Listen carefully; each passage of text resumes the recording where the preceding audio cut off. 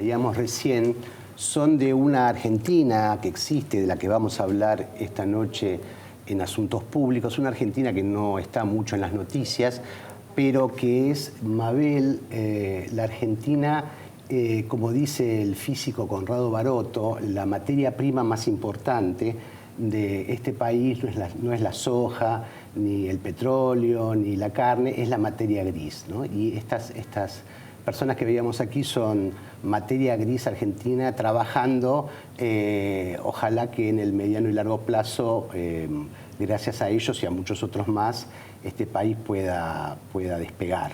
Sí, lo interesante es como esta capacidad de creación que tienen un conjunto argentino es una capacidad colectiva que se condensa en algunas personas con espíritu de hacer cosas y que pueden contagiar ese espíritu de hacer cosas para que colectivamente logremos algo interesante, que ese es nuestro problema, ¿no? Bueno, cómo las individualidades conjugan para armar un país mejor.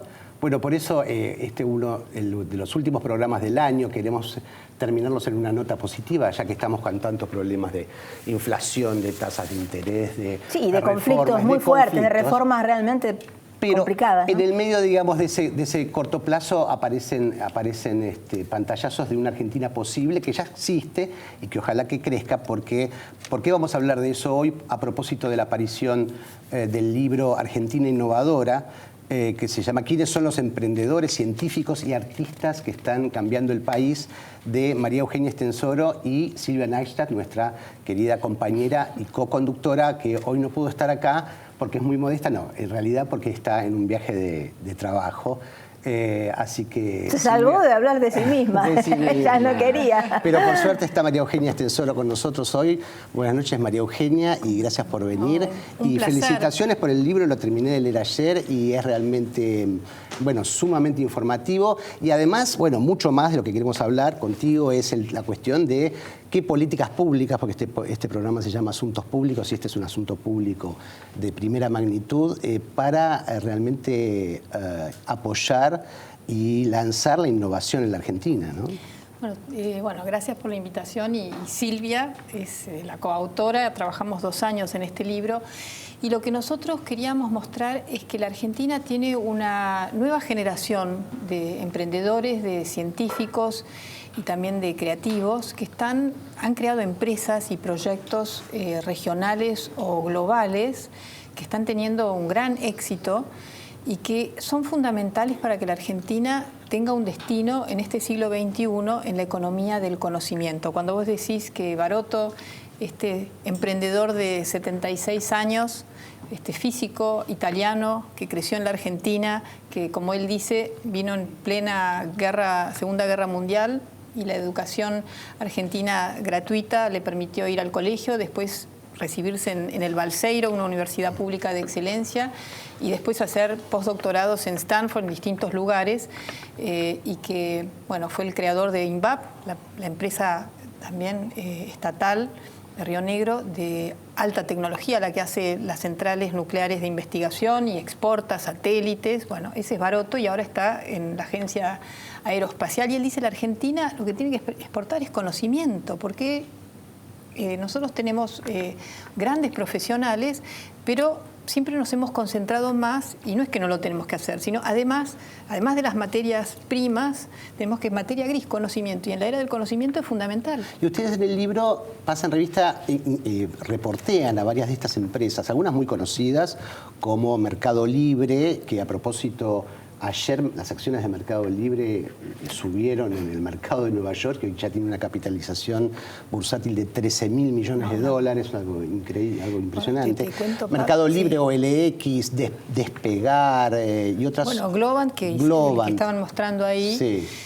Estas son historias increíbles, porque hay una nueva generación. Muchos de ellos empezaron en la peor época de la Argentina, porque empezaron a fines de los 90, cuando empezó el tema de Internet, pero que nosotros tuvimos, además del reventón de la burbuja de Internet en todo el mundo, el 2001, después la mega devaluación, después el cepo cambiario, después la inflación creciente, después un país que estuvo cortado de todo financiamiento internacional durante más de una década.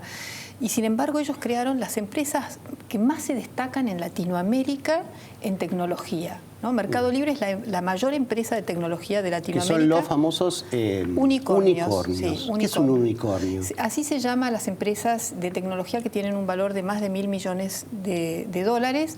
En Hispanoamérica hay 9, la Argentina tiene 4, España no tiene ninguna, Brasil tiene 2, siendo que es una economía mucho más grande que la nuestra, o México, ¿no? También tiene 2.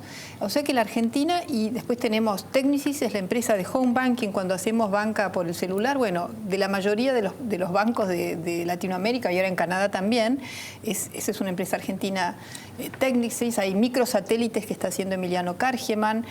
Cuando llegamos a la Universidad de Silicon Valley, Singularity, que está muy de moda, ahí vimos en la entrada una turbina eólica de energía eléctrica residencial como la que tiene Larry Page, el fundador de Google, en su casa, y le hicieron 2 argentinos y fabrican en Lanús. Ajá. Entonces, pero la tiene el fundador de Google, tiene esa turbina de electricidad eólica en su casa. Entonces, vemos que hay una gran capacidad. Y en los años en que el país, estos jóvenes dijeron, bueno, hay un mundo que está en plena transformación, y decidieron ser protagonistas, y en vez de quejarse y de si lo hace el mercado, lo hace el Estado y todas las cosas en las que siempre estamos atorados, ellos saltaron por encima de todo eso y se dedicaron a ser protagonistas de este mundo. Y usando materia gris como elemento diferenciador. Sí, claro, como lo decías, ¿no? Decían lo que decía Barot, una materia gris que en su mayoría ha sido formada generaciones tras generaciones en este país, justamente de una intervención fuerte de apostar a la educación por años, de educación pública de calidad. Me parece que eso es un activo que mira, una cosa central. Que es interesante decir, porque al principio alguna gente nos decía, bueno, los emprendedores de innovación son un fenómeno de Palermo, nos decían, ¿no? Palermitano, de la clase media de Palermo.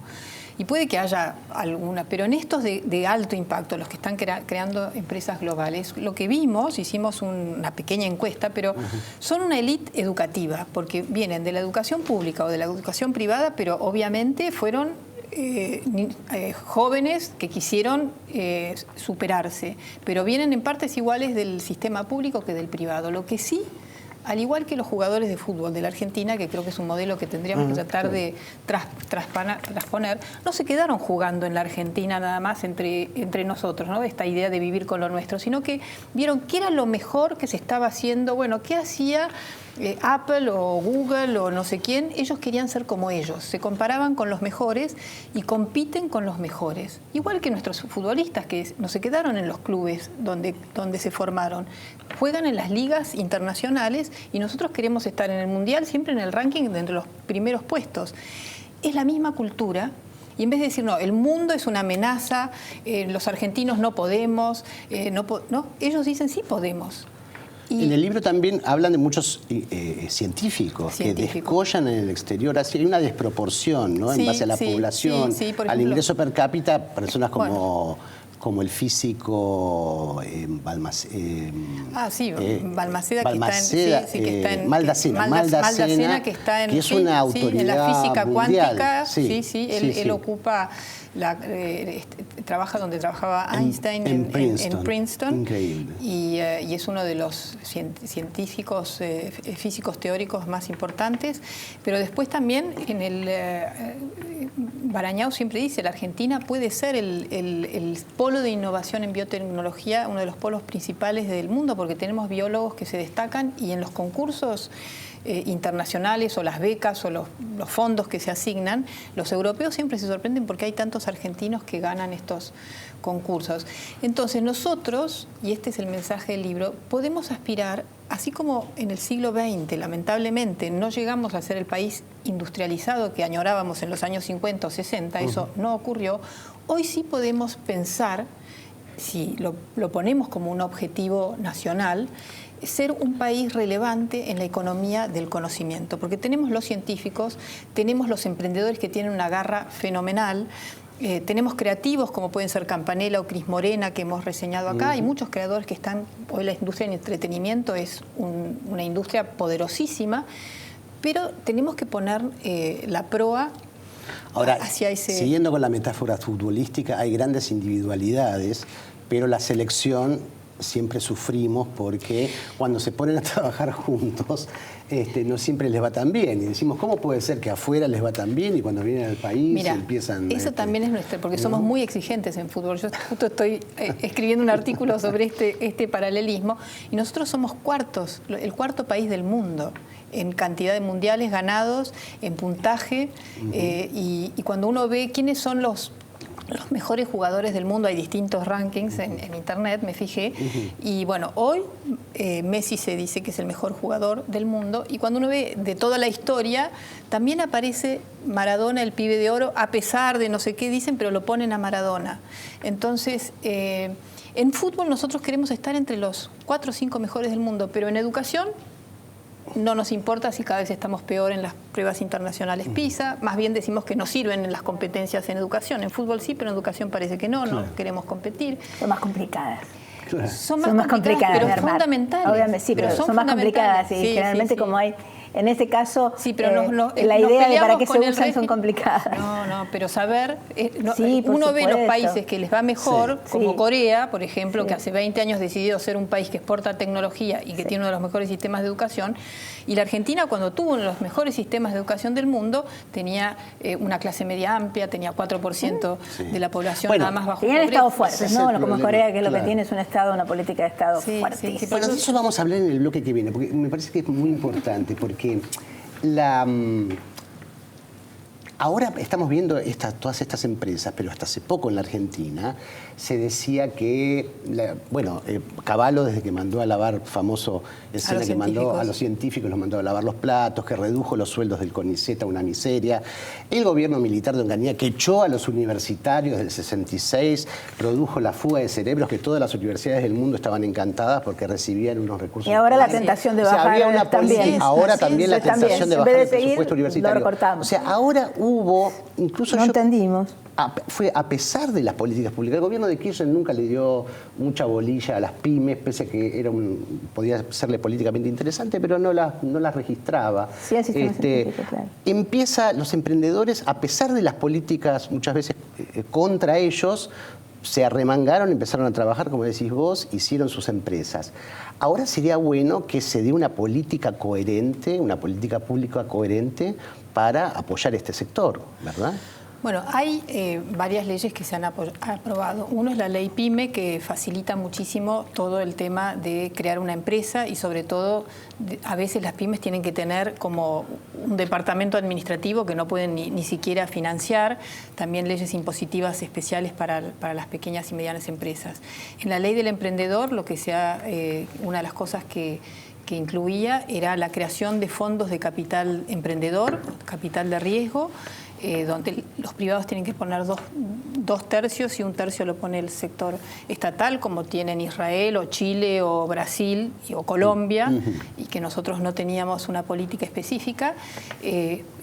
Obviamente la macro tiene que estabilizarse porque con 25% de inflación y con una carga tributaria que es muy superior a la de la mayoría de los países, es más difícil.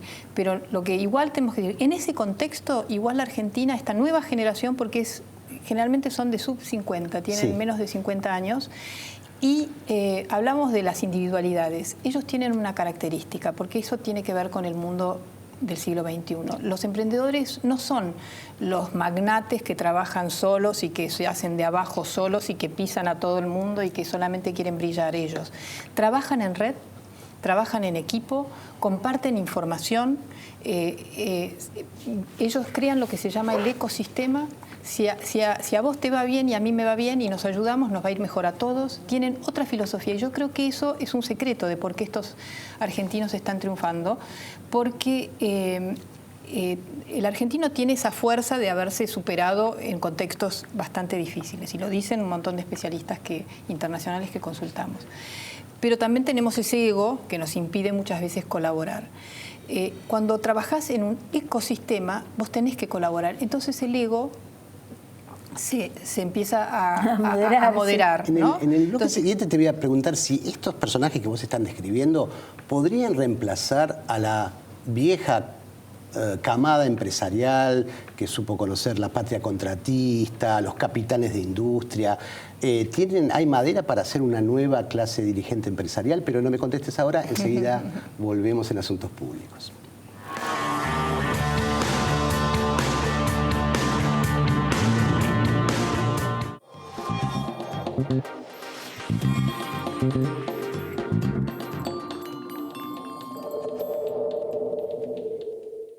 El fruto de nuestro trabajo es parte de tu mesa. Por eso queremos que nos conozcas. En Monsanto ayudamos al campo a producir más alimentos cuidando los recursos naturales. Entrá a Descubrir Monsanto y sé parte de la conversación.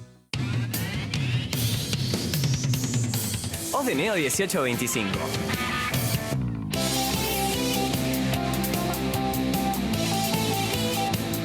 Estamos. El aumento de la litigiosidad por accidentes laborales no es un juego. Junto con el Estado, las cámaras empresarias y los sindicatos estamos trabajando para que baje. UART, Unión de Aseguradoras de Riesgos del Trabajo.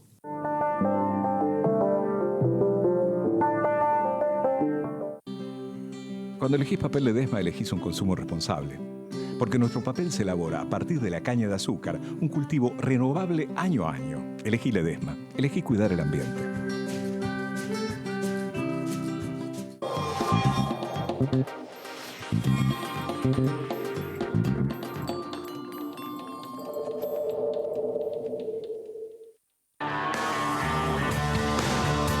Seguimos en Asuntos Públicos, hoy haciendo foco en la Argentina innovadora a propósito de la aparición del libro del mismo título de María Eugenia Estenssoro y Silvia Neistat.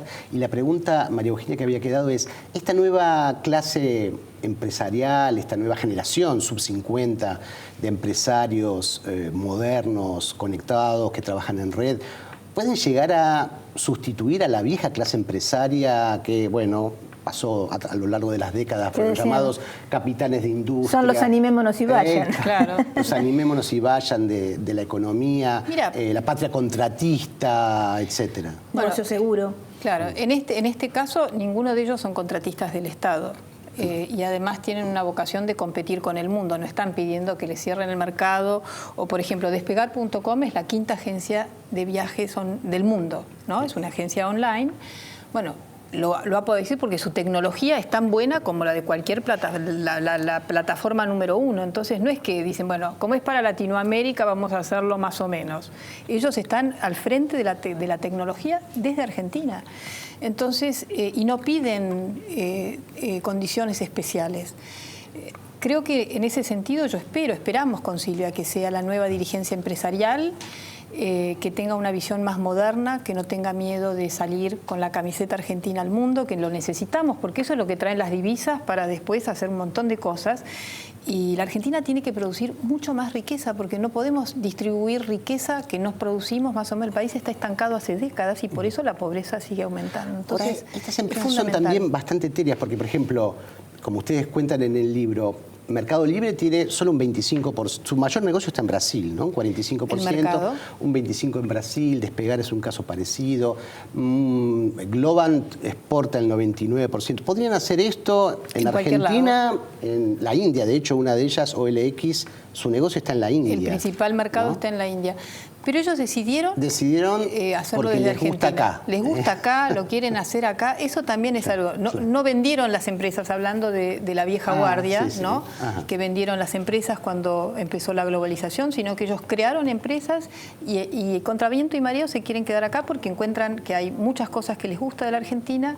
Como no trabajan solo para el mercado argentino, que entonces te agarra la crisis y te mata o no sé qué, ellos tienen distribuido su riesgo en distintos mercados, que es una visión más lógica y más moderna. Por eso nosotros lo que nos interesa, ¿sabes?, es, así como todo el mundo sabe quién es Bill Gates o quién es Jeff Bezos o Steve Jobs, ¿no? O vos decís, bueno, ¿es Mercado Libre una empresa argentina si en realidad está en todo el mundo y el capital y no sé qué? Bueno, es como preguntarse si Apple es norteamericana. Sí, Apple es norteamericana, claro, aunque sus accionistas no sé si son todos norteamericanos, aunque su mercado más grande esté en China, Pero eso es lo que son las multinacionales, dónde es el origen y dónde está su casa matriz, aunque la riqueza se genera en distintos lados. Y estos jóvenes que no tenían muchos modelos, porque nosotros tuvimos grandes empresas que eran regionales, como Alpargatas, como, no sé, ahora no me acuerdo muchas más, Bungiborn fue, claro, sí, ¿no? Sí. Pero después esas fueron desapareciendo, se fueron vendiendo. Y no había muchos modelos. Sin embargo, es interesante, varios tienen relación con Alpargatas, por eso me acordé, sus padres o sus... ¿no? Después, tanto Marcos Galperín, como el fundador de Mercado Libre, como Martín Migoya trabajaron en YPF, en el programa de jóvenes profesionales, y vieron cuando YPF salió a cotizar en la Bolsa de Nueva York, o sea que conocían, y ellos sus empresas cotizan en Wall Street, entonces vieron ese proceso de ser desde la Argentina empresas globales, ¿no? Esa visión. Entonces los modelos inspiradores son importantes para que el país empiece a tener otra visión de la creación de riqueza y del empresario, ¿no? Y además están en el negocio, como se dice, de los datos, que como se sabe, se dice los datos son el nuevo petróleo, hablando de petróleo. Así Pero es. también la crítica que hay ahora, por ejemplo, que hace The Economist, acusa, bueno, a las grandes empresas de Internet como Amazon, claro, Google, etcétera, de ser los nuevos monopolistas, porque paradójicamente la economía de Internet hacen que estas empresas sean, no monopolios legales, por supuesto nadie es un monopolio, pero monopolios o duopolios, de facto, por las llamadas efectos de red, ¿no? Cuando todos compramos en un sitio de subastas o de ventas por internet, todos compramos los pasajes en un lugar, no, usamos 20, o sea, no hay gran competencia, ¿no? ¿Qué dicen los empresarios sobre este tema? Mira, Marcos Galperín, y así empieza el capítulo donde hablamos sobre él, él dice que este negocio es un negocio donde nunca te podés quedar tranquilo, siempre tenés que estar, ¿no?, un paso adelante, porque no es que hay una barrera de entrada tan difícil. Y pensá, cuando empezó Mercado Libre, la Argentina tenía otra gran empresa de subastas online que era de remate, y finalmente la pulseada la ganó Mercado Libre, pero había como, no sé, 20 en Latinoamérica, y finalmente la única que sobresalió, y lo mismo en las agencias de viajes. El negocio de despegar.com es un negocio, hay mucha competencia, mucha más que en el otro. No son negocios tan difíciles, ¿viste? Es verdad que, bueno, Google, que ya es una cosa monstruosa, pero yo creo que también tiene que ver con una cultura de empresas que reinvierten muchísimo sus ganancias para poder estar en la innovación al frente de lo más nuevo, ¿no? Entonces, hay muchas cosas a favor y en contra de la tecnología, ¿no? También estamos en un mundo que está cambiando en pasos acelerados, se dice que es un cambio de civilización, hay el riesgo que la automatización va a destruir muchos trabajos hasta que se creen los nuevos. Todo eso es lo que tenemos que hablar la Argentina y qué vamos a hacer, porque no es algo que pasa en otro planeta, está pasando en el mundo en el que nosotros vivimos, y la Argentina tiene que ver cómo se inserta de una manera inteligente para aprovechar los beneficios y mitigar los problemas. Pero eso va a ocurrir aunque nosotros nos quejemos o critiquemos o digamos, ¿no? Sí.